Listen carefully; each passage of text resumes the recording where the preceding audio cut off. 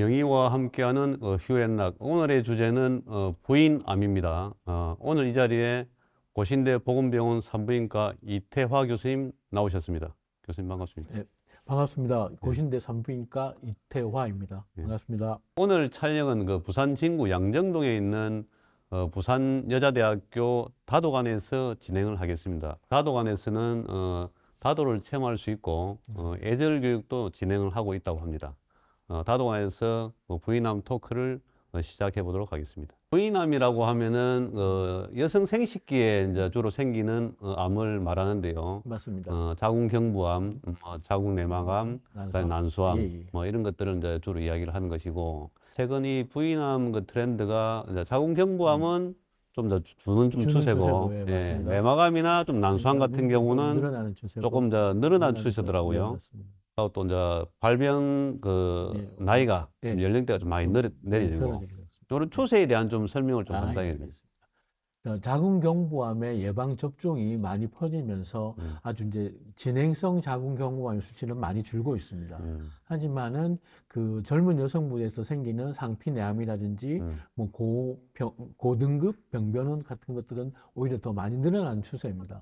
하지만 전체적으로 자궁경부암은 옛날에 비해서는 많이 줄고 있는 추세입니다. 그리고 그 반면에 이제 자궁내막암은 지금 많이 늘고 있습니다. 왜냐하면 이제 우리나라의 생활 습관 자체가 이제 서양을 많이 닮아가면서 그렇죠. 살주신 분들이 많아지기 때문에 그래서 자궁내막암은 많이 늘어나고 있습니다.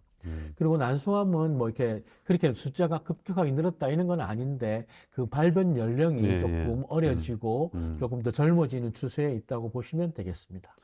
그런 이런 부인암 중에서도 이제 최근에는 이제 뭐 난수암 같은 경우 유전자에 의한 네. 가족력이 있는 그런 경우도 엄청나게 있더라고요. 많습니다. 예, 예. 이제 부인암 중에서도 이제 가족력이 있는 암에 대한 좀 설명을 좀 아, 해주시죠.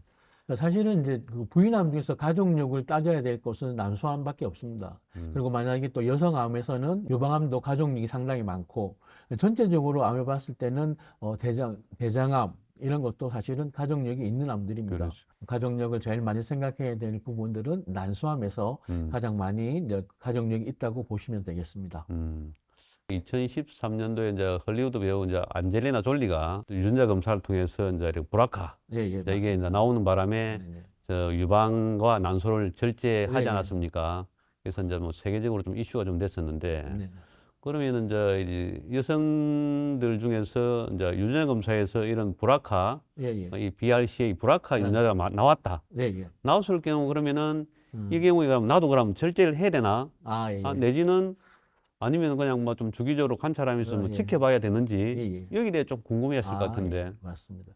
그러니까 안젤리나 졸리 이후로 사실 여자분들에서 이제 예방적으로 난소를 절제한다든지 이런 수술들이 갑자기 많이 늘었고 또 관심을 많이 가지신 것은 사실입니다. 근데 사실 이제 우리가 브라카 검사를 할 수 있는 보험 적용되어 있는 여성분들은 난소암 환자 중에서도 고도성 상피암 환자분들 그리고 유방암 환자들만이 국한돼서 브라카 진 검사를 하실 수 있습니다.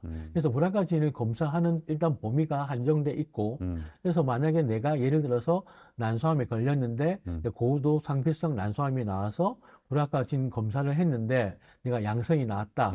뭐 이렇게 된다든지 아니면 또 유방암을 해서 브라카 진 검사를 해서 양성이 나왔다.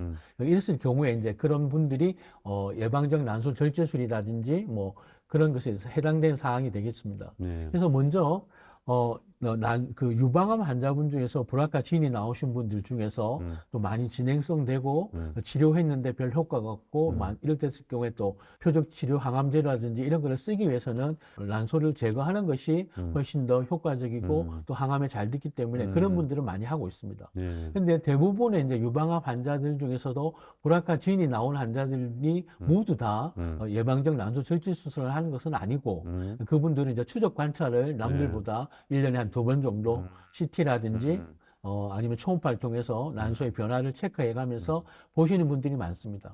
왜냐하면 예방적 난소 절제 수술을 하는 것은 좋지만은 그 발병 연령이 어렸을 경우에 또 갱년기로 하고 너무 오래 일찍 시작하면은 우리 뭐 골다공증이라든지 여러 가지 뭐 성적인 부분도 떨어지고 뭐 이렇기 때문에 너무 급하게 예방적 절제술을 하시는 분들보다는 좀 관찰하는 분들이 훨씬 더 많으신 것 같습니다. 뭐 브라카 양성이라고 해서 네, 예. 뭐 이거 그 예방적 차원에서 암에 걸리지 않기 위해서 막 뭐 반드시 뭐 이거 수술을 해야 된다, 절제를 해야 된다 네. 그런 것은 아니라는 뜻이죠. 그렇죠. 반드시 하지는 네. 않는데, 예. 그래서 브라카 진이 1번이 나오면 뭐 30에서 50%, 진이 2가 나오면 20에서 30% 가족력도 있기 때문에 브라카 진이 양성이 나오신 분들은 항상 가족력을 여쭤봐서 예. 남자 자식이 있으면은 뭐 전립선암이라든지 대장암에 대해서 훨씬 더 남들보다 자주 검사를 해야 된다 하고, 여자 형제나 여자 따님들이 있는 분들 같은 경우에는 마찬가지로 난소에 대해서 주기적으로 아주 자주 검진을 하는 것이 좋다고 권해드리고 있습니다. 아까 브라카 1의 경우에 양성이 나왔다. 예. 양성이 나왔으면은 그 이제 난소암에 걸릴 확률이 몇 프로라고 보충? 가족력을 가진 한데서 한 30에서 많게는 50%까지도 갈 수 있기 때문에, 안젤리나 졸리 같은 경우는 모친이나 언니들이 유방암, 난소암을 다 걸렸기 때문에 이제 그 배우는 상당히 고위험군에 속한다고 보실 수 있겠습니다. 그래서 난소라든지 유방을 다 예방적으로 절제술을 했다고 보시면 되겠습니다. 양성이 나왔다고 했을 때는 그 난소암, 유방암 걸릴 확률이 30 내지 50% 있기 네, 때문에 네. 낮은 수치는 아니다, 그죠? 아주 상당히 높은 수치고, 네. 그리고 어떤 질병에서 이 병에 걸릴 확률이 10%만 넘어도 상당히 높게 고위험군으로 볼 수 있습니다. 그렇다면은 이제 브라카 양성인 경우에 즉시 그러면 절제를 할 것인지 내지는 좀 뭐 어느 폐경이 가까울 때 뭐 절제할 것인지 시점이 좀 있을 텐데 네, 그렇죠. 언제가 제일 유리합니까? 난소를 예방적으로 제거하시나 아니면 추적 관찰 하나에서 어느 것이 더 이점이 있고 어느 것이 더 있어서 환자분의 보통 판단에 사실 정도를 많이 느끼고 맡깁니다. 근데 산부인과 의사 입장에서는 그래도 아무래도 그 비율 자체가 작은 비율이 아니기 때문에 제거를 하는 것을 추천해 드리는데, 요즘에는 환자분들이 또 많은 또 인터넷 매체라든지 이런 걸 통해서 많이 아시기 때문에 환자분의 의견을 주로 존중하는 편에 있습니다. 반드시 이제 이리저 그걸 갖다 절제하라는 건 아니고 그렇죠. 어떤 경우에는 절제하는 게 유리하다라고 이제 설명을 해줍니까? 추적 관찰 중에 초음파나 CT에서 어떤 난소의 동의가 관찰됐을 때는 제거를 하는 것이 효과적이라고 생각되고, 그렇지 않고 뭐 어떤 동의 없이 뭐 깨끗하게 그냥 뭐 이상 소견이 없을 경우에는 또 추적 관찰하는 것도 무방하다고 생각됩니다. 그리고 교수님 부인암에 좀 잘 걸리는 좀 여성의 좀 특징이 좀 있을 것 같은데 네. 그래서 이제 뭐 자궁경부암 같은 경우는 사실은 이제 성접촉하고 좀 관계 있지 않습니까? 예, 맞습니다. 그리고 이제 내막염 같은 경우는 여성 호르몬하고 예, 좀 관계 있을 맞습니다. 것이고 예, 예. 어떤 사람들이 좀 잘 걸린다고 합니까? 일단 뭐 자궁경부암 환자분들은 교과서적으로 말씀을 드리면은 예. 잠자리를 하는 분이 많은 분들, 이런 분들이 많이 걸리고 돼 있습니다. 섹스 파트너가 예, 많은 많다. 경우. 예, 맞습니다. 왜냐하면 자궁경부암은 모름 때문에 바이러스 감염에서 생길 수 있는 질환이기 때문에 그런 분들이 더 많이 걸릴 수 있습니다. 또 반면에 이제 자궁 내막암은 에스트로겐이 주 원인이 될 수 있습니다. 그죠. 그래서 뚱뚱하신 분들, 그리고 이전에 다낭성 난소 증후군을 앓으신 분들, 그리고 당뇨병이 있으신 분들, 폐경을 늦게 하시는 분들, 이런 분들이 위험 요소가 될 수 있습니다.